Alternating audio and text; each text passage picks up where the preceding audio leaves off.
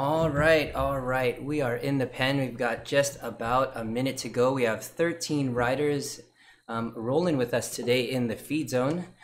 Definitely nice. Got my new setup here at the house working well, looking good.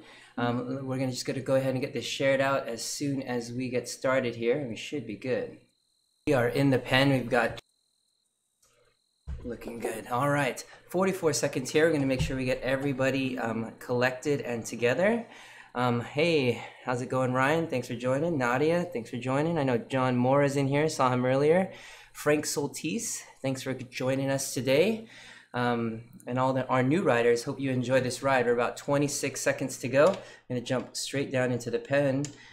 Make sure we can keep everyone in a nice group here as we roll out and get this all shared out to our riders, as well as our viewers out there on Facebook and our other channels. So let's see. We'll send out a couple messages, make sure this gets all together.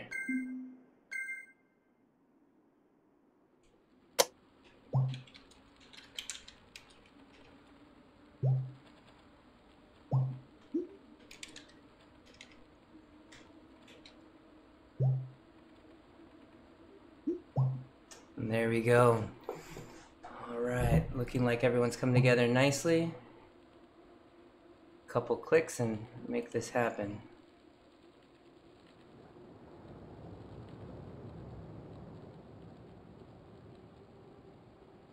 All right, got a nice share out to all of our partners. See if we can gather everyone up.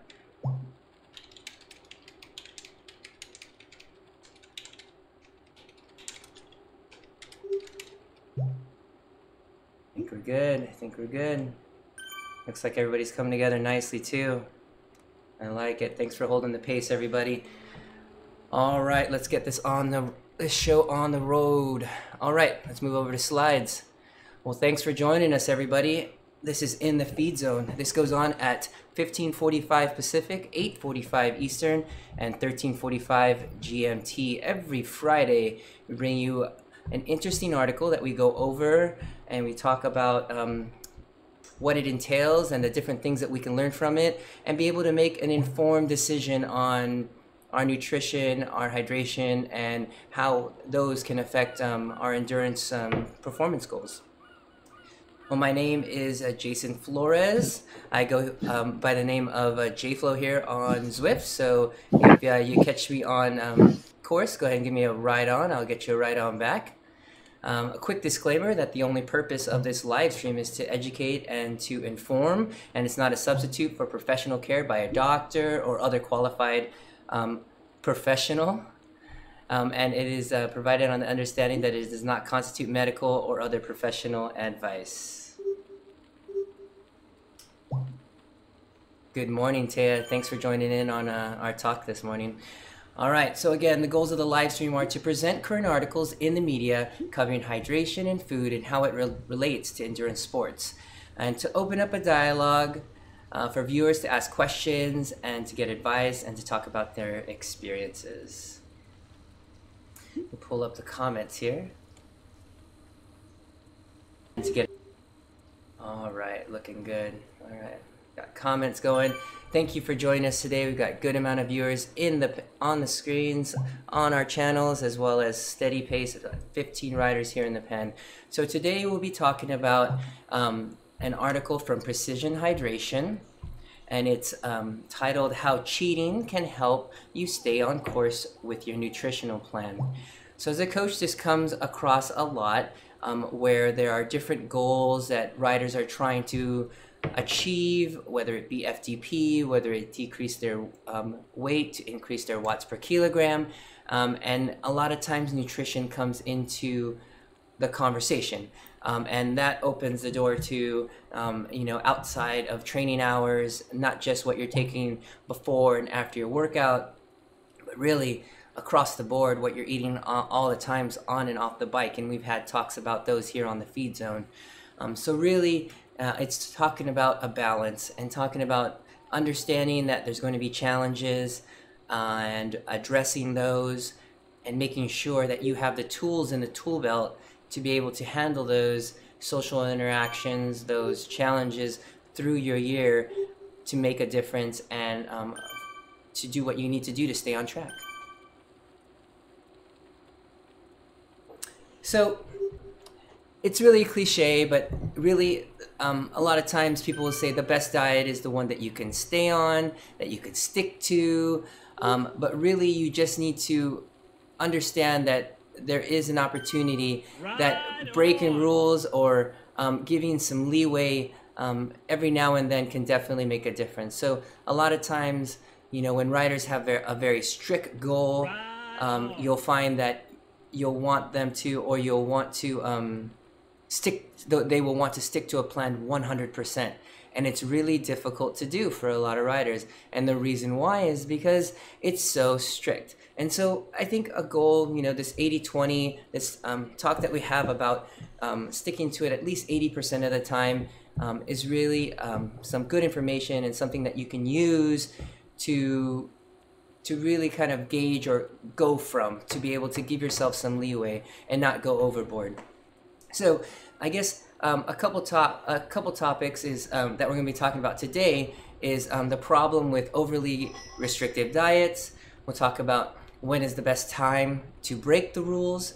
We're going to talk about common sense and moderation and how they still apply to the decisions that you make. And then what do you need? What you should do if you are ready to make a change in your nutritional habits. So we'll kind of do an overview of those 4 things as we talk today.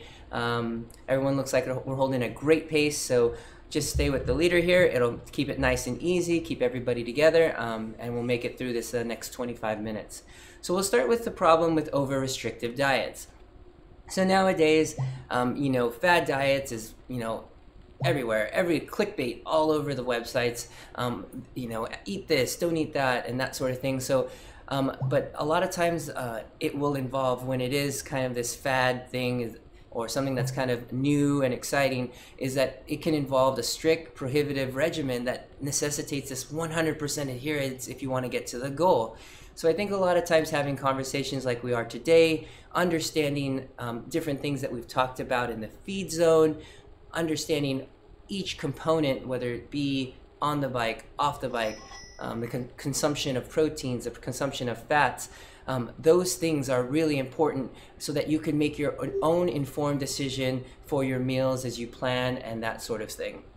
So the problems with these 100%, if you want to hit your goal, you need to do X, Y, Z, is that they can, one, appear really intimidating and try to paint this misinformed, essentially demotivating picture if you don't adhere to the prescription that this this diet, this direction is trying to take you.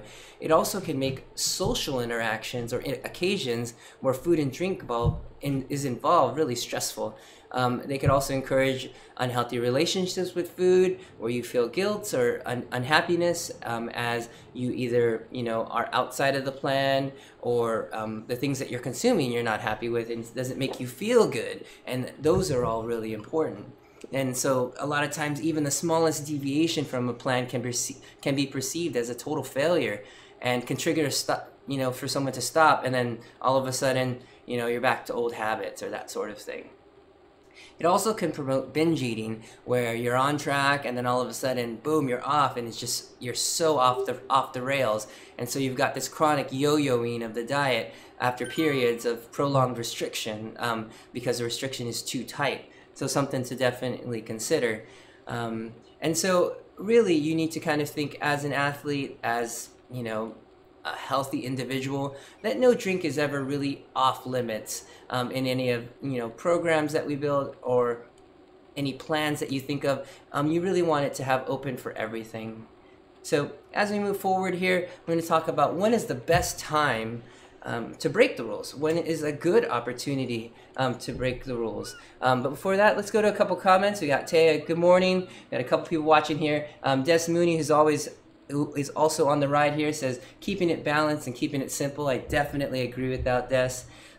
It can make it so easy to get really complicated on this, that, and the other, and we're going to talk about a couple examples of those. So back to our talk. When is the best time to break the rules?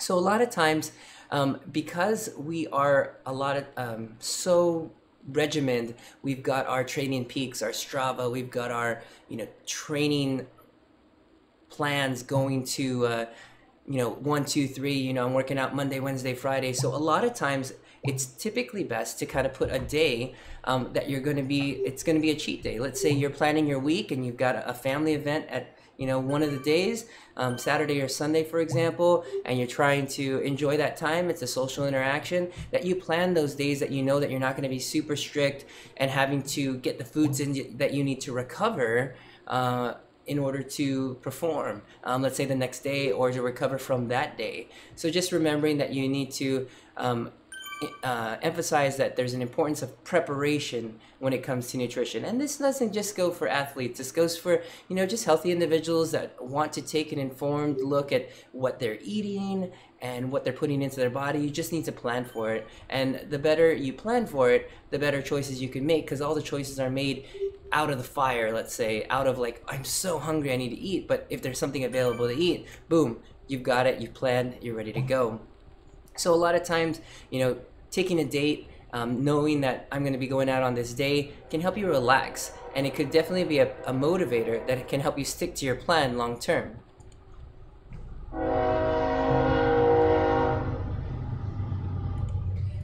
So a lot of times when you do have a plan, the moment that there is a separate thing, like at the office and someone brings in, some food, you can still, you're still nailing nutrition otherwise, and you don't have to say, or you can be okay saying no to that because you have another day of the week, or you have something else coming to you essentially in your plan. So like, I'm meeting up with my family and that sort of thing. So you just need to know that that's there, and that can help. And knowing that can help with cravings, and just in your mind that satisfaction when the time comes, so that you can appreciate that, essentially that 20% off time and that sort of thing. And so a lot of times the conversation becomes, could you focus on, let's say, increasing that watts per kilogram by decreasing your weight, or could you increase your FTP, all these things at the same time? And numerous times we've talked about, really there's only one thing that you could really do well, and otherwise the others you would need to kind of back off on. So really important to keep balance in that respect, because if you are looking to decrease weight or really be strict on the diet, your goals on the bike have to be backed off. So this has to come at the right part of the season, whether it be base, whether it be off season where you're doing more unstructured work. That's a time that you can take this to. So the next portion about common sense and how moderation can still apply. You still need to take tactics to make sure you make good decisions across the board when you do make choices of food. It doesn't necessarily mean that you can eat anything and everything, but essentially you're making decisions on those foods, and maybe something that you really enjoy, or the amount that you have. Normally you have small bits of it, but during this day you enjoy it a bit more, let's say. So it's important to stress common sense, self-discipline is still needed on these cheat days, so that you have a balanced approach to this as well. It's not a license for just nutrition free-for-all, everything at the buffet type deal. So if let's say you've decided to order your favorite food, whether, let's say, pizza Friday night as your 20%, having that meal is fine, enjoying it with your friends, family, whatever it may be. But if you're getting carried away by eating a pizza on your own with a huge amount of toppings, and you've got this, that, and the other, and side orders, and wings, and sodas, and it essentially, and it came free with dessert, it can get crazy. So, knowing that you're going to have that pizza and you're going to enjoy that from that, that diner, that shop that you like, I think can definitely help, and enjoying that at that time. So if you're eating most of the time and not seeing results, that's the part to look at, this 20% that you're off. And is it more like 50? Is it more like 30? So just something to look at when you're not reaching your goals, if you are in fact looking to reach goals like losing weight or just feeling better all around. So the 20% is not just about eating and drinking. and things to be avoided or consumed, but these are things that we need to think about in moderation. And so there are a couple rules that you can consider that the article goes over, and I think they're pretty strong, that you don't want to break, meaning that you should make sure that you're doing these, not doing these things. And some of them include not getting fruits or vegetables into a meal, not getting sufficient protein in a meal, skipping meals, especially when your goal is muscle gain, and not getting quality carbohydrates into your post-exercise meal periods during levels of intense training. So these 4 things we need to make sure that we have available to us, and it's in every meal. A lot of times meals I see as I watch food diaries of my athletes, I will see that the protein drops off very quickly, meaning there's a meal that the protein is very low, and you end up with a good amount of carbohydrates and not enough protein. So definitely a balance is made there. So just jumping back to the comments here. Morning, Andy. Everything in moderation, including his excess. Andy is a very good example of that. So Tia says, office, yeah, social pressure to eat the cookie, cake, and donut brings that, yeah, that is real. And she remembers in her corporate days and was not going to eat at the beginning, and you get a lot of grief, but over time people get used to it. Yeah, definitely at the office here, they know that yeah, Dr. Flores is not going for the bad food, so at some point they just stop offering and just allow me to kind of enjoy the time in the moment, but definitely had that experience as well. So the last part of our talk here is, before we have questions, if we have any, is if you're ready for a change, what should you do, and how should you take the approach? And I think the approach is always to I recommend, and this article talks about making it gradual, rather than this complete overhaul, empty out the pantries, getting new food for everyone. And you just need to pick a part of the nutrition that you want to focus on, whether it be eating more whole foods versus processed foods, getting more fat in your diet, focusing on the amount of protein in every meal, just taking that one piece and focusing on that and trying to make that better. A lot of times we can start from workouts, making sure you're getting the proper post-workout and the proper pre-workout, or I would just say post-workout is definitely one to focus on, and then we can move on to the rest of the day, meaning are you getting the amount of food or the things that you need to eat the rest of the day. So this gradual approach, and a lot of times logging it, can definitely help. Taking images of the things that you're eating, writing it down, accountability with a group can always be good. There are plenty of groups on Team ODZ that have grouped up. Everybody sends their meals for every day. I've been in a couple of those. Definitely very interesting. There are groups like the Endurance Lab that have great additive information about nutrition and how people can fuel for different parts. And of course, there's here in the Feed Zone where we talk about different things, and you can kind of listen and of course, in the end, make your own decision of what you would like to do and what you decide to move forward on. Good morning, Jamel. Jamel's great, man. I've had some conversations with him, and he's got some information, hopefully moving forward, about some nutrition things, and he's got some really great presentations. So look forward to having him on here in the Feed Zone with me at some point. But yeah, thanks for joining in today. So I guess going back, a gradual approach, approaching sustainability, making it manageable, meaning there's less chance that you'll give up because it's something that you can maintain and that you can continue over time. And so really looking at different habits, like I was talking about, kind of key habits, nutritional habits, which is like eat real food, making sure you're getting enough protein, making sure you're getting good sources of fruits and vegetables, taking a look at a healthy fat intake. These are all things that we can look at in conversations that we've had in the Feed Zone that can move you forward and help you reach those goals in our endurance performance quest. So all really good things. So just a quick wrap up. We were talking about how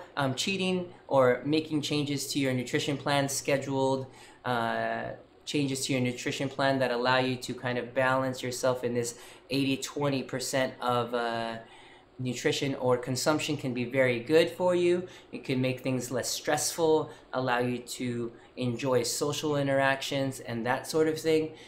We talked a little bit about the problems of overly restrictive diets, talking about when is the best time to break the rules, as well as some common sense tips of how moderation can still apply, and that if you are ready to make a change in your nutritional habits, to do it more gradually, to kind of learn things, because this is something that you want over time versus just a single day of change and doing a 21-day cleanse, a 30-day fix, that sort of thing.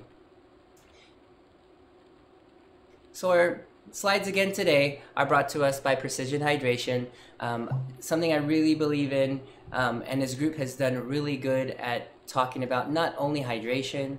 I've gotten a lot of good articles from them and have really implemented a lot of their hydration techniques and their like pre-hydration techniques that allow people to understand how much in actuality they need to put in as far as hydration is concerned, making sure that we're getting a good balance where we're not just putting down a whole bunch of water, but in fact we're putting the right amount of solute or mix that will allow us to have essentially proper hydration. So I'm going to jump over to Facebook, see if there's any questions there. Also, I'm available here on I'll unmute a couple channels here on the Discord channel, and then I've got Frank and John and Rich and Robbie are here. If there's anything, if you guys have questions or even want to share your experiences, that would be great. And then I'll jump over to Facebook there.